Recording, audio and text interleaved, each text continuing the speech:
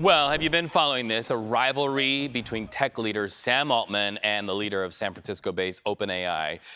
He says the company's not for sale after a group led by Elon Musk said they offered $97 billion to buy the AI giant. Just listen to this. Can you react to Elon Musk's offer? I have nothing new to say. Well, I mean, it's ridiculous. Yeah, how so? The company is not for sale.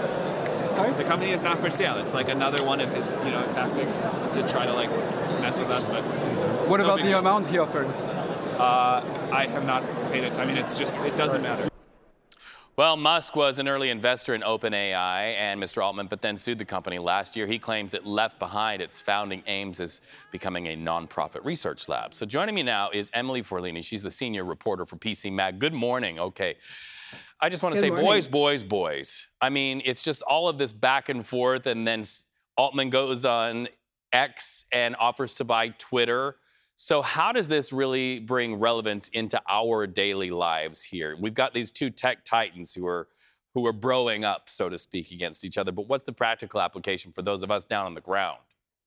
Yeah, the two definitely have a very public feud. So as I think Altman said, this is just kind of a chapter in that. Right now, I think a lot of the AI conversation is really just business deals and is not floating down to that mainstream consumer.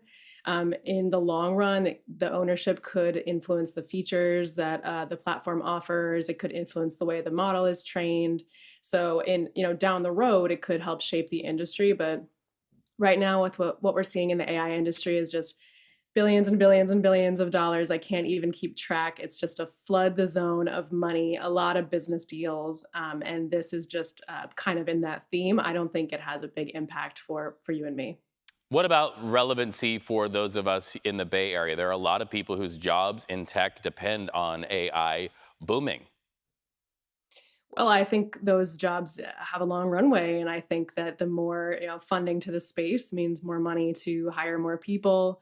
And I mean, those are the people who work in AI. On the flip side of that, they're the people whose jobs might be threatened by AI, and they're concerned to see all this activity. So there is a lot of effect on the workforce potentially.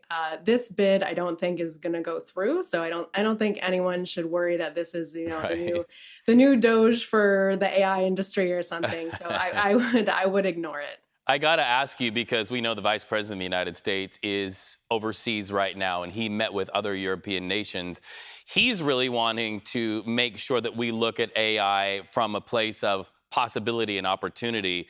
And he really is not feeling very great about the European nations wanting to be super careful about AI. Do you think the Vice President is taking the right direction there by looking at this from an opportunity and business standpoint rather than a care and caution standpoint?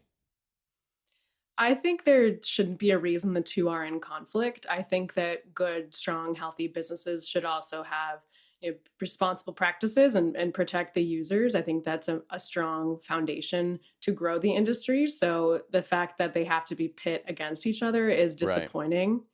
Right. And I think there is so little regulation in the US that he's kind of just stating the current status. And the EU did pass their AI Act last year, which did implement things like, you can't record someone and do facial recognition in public, things we actually really associate with American freedoms and privacy. So that's in the EU AI Act. But I think everyone, the dialogue, they're kind of walking back from that, have repealed some of the Biden administration's executive orders about safety and security. And now the atmosphere is just grow, grow, grow. Don't put any guardrails on it. And like I said, I would hope that conversation evolves where those two are not in conflict. That's right. And it looks like the figureheads for that conversation are Elon Musk and Mr. Altman. Thank you so much. Such a great conversation to have. We appreciate you. Nice to talk to you.